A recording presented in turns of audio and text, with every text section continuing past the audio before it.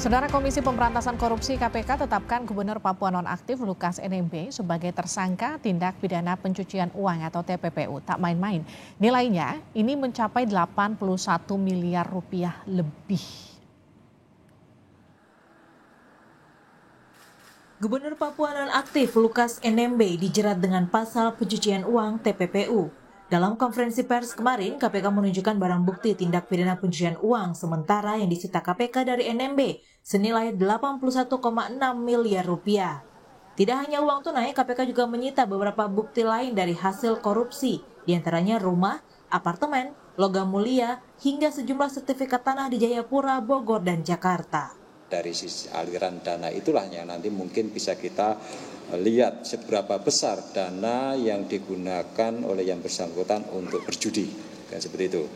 Nah, dari mana dana-dana tersebut diperoleh? Ya sejauh ini memang sebagian besar berasal dari penyalahgunaan APBD, ya, termasuk informasi yang kemarin dipaparkan ke pimpinan itu menyangkut dana operasional gubernur. Nah, selama 3 tahun itu dari tahun 2000 berapa kemarin? 19 ya. 2019 sampai 2022 itu yang bersangkutan itu ya, setiap tahun dana operasional yang bersangkutan itu 1 triliun lebih. Hal yang menarik dari rilis KPK kemarin terkait dugaan tindak pidana pencucian uang oleh Gubernur Papua Nonaktif Lukas NMB.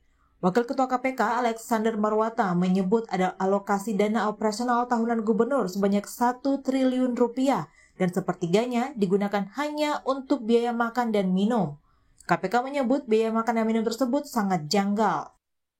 Dana operasional yang bersangkutan itu rata-rata setiap tahun itu 1 triliunan dan sebagian besar setelah kita telisik, kita lihat itu dibelanjakan antara lain untuk biaya makan minum. Ya, belanja makan minum. Bayangkan kalau 1 triliun itu sepertiga digunakan belanja makan minum itu 1 hari berarti 1 miliar untuk belanja makan minum ya. Dan kami sudah juga cek di beberapa lokasi ya tempat kwitansi itu diterbitkan, ternyata itu juga banyak yang fiktif.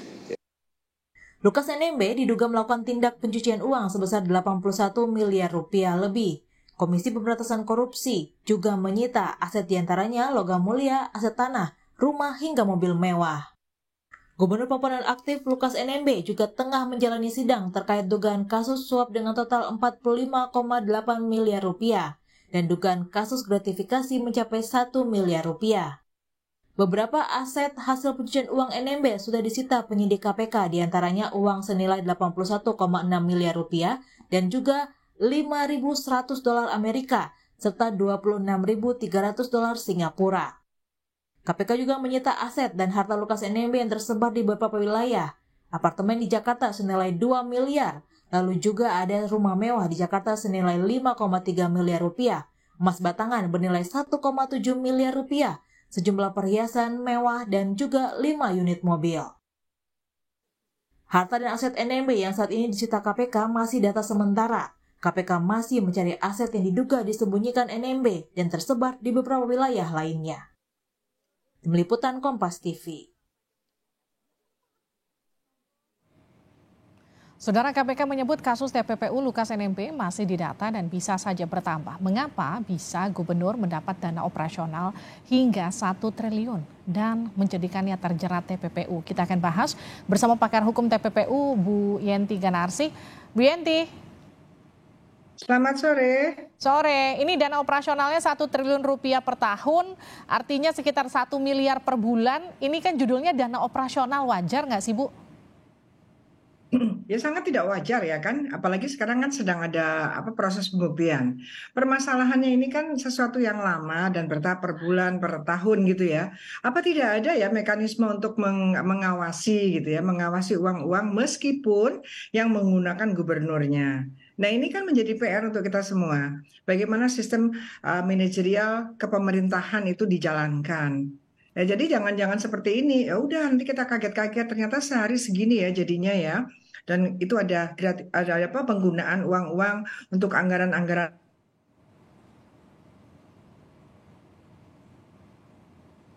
Bu Yenti. Oke, kita coba kembali hubungi Bu Yenti Ganarsi. Ini adalah pakar hukum tindak pidana pencucian uang. Bu Yenti masih terhubung bersama kami? Oke, kita masih membahas mengenai dugaan kasus TPPU yang menjerat mantan Gubernur Papua, Lukas NMB, yang kini kemudian sejauh ini masih didata dan bisa saja terus bertambah. Yang jadi pertanyaan, ini terungkap di persidangan, ada dana operasional jumlahnya 1 triliun rupiah per tahun.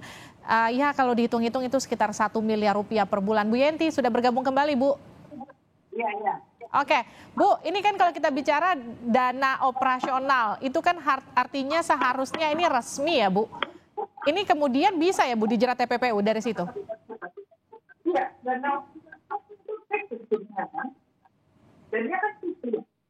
Nah, permasalahannya apa saja yang terlibat Sehingga itu bisa fiktif gitu, fiktif dan dibiarkan seperti ini. Yang saya sampaikan tadi adalah mekanisme manajerial pengawasan dari penggunaan anggaran dari pemerintah itu bagaimana. Ya sekarang udah ini fiktif, ya kan? Ini fiktif dan kemudian mengalir ke sana kemari. Saya ingin ini dikembangkan lagi bahwa kenapa ada pembiaran, apa yang tidak jalan, pengawasan apa yang tidak jalan, bagaimana seorang kuasa pengguna anggaran atau seorang pejabat, gubernur ataukah menteri bisa menggunakan dana-dana operasional yang harusnya memang ada buktinya dan bukti tidak ada dan buktinya juga aneh. Ini di korupsinya saja sudah aneh, tapi dibiarkan sekian lama.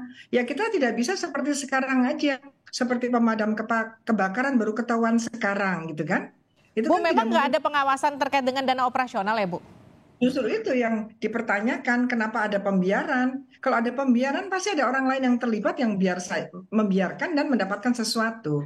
Nah itu adalah korupsinya, apapun itu nanti bentuknya. Nah setelah itu kan ada masalah korupsinya. Di korupsinya adalah apapun itu ya, penggunaan anggaran fiktif dan sebagainya. Begitu fiktif, itu kan kemudian ada tadi yang jadi hotel lah, ada di rumah, uang di rumah, dan kemudian untuk kasino dan sebagainya itu adalah TPPU-nya gitu. Tapi harapannya adalah bagaimana pengawasan negara terhadap keuangan negara yang harus digunakan oleh masyarakat di suatu provinsi, tetapi kemudian tidak sampai, dan itu bukan sebulan 2 bulan dan lama gitu ya. Ini kan pastinya kan ada per semester lah, ada pengawasan kalau ada sesuatu yang aneh itu kan ada yang tidak harus per periode, tetapi ada pengawasan mendadak ya, misalnya ada loh kok ini seperti ini nggak jalan gitu ya, jadi ya jangan dibiarkan seperti ini. Artinya apa? Kalau memang tidak ada sistem yang mengawasi dan terjadi seperti ini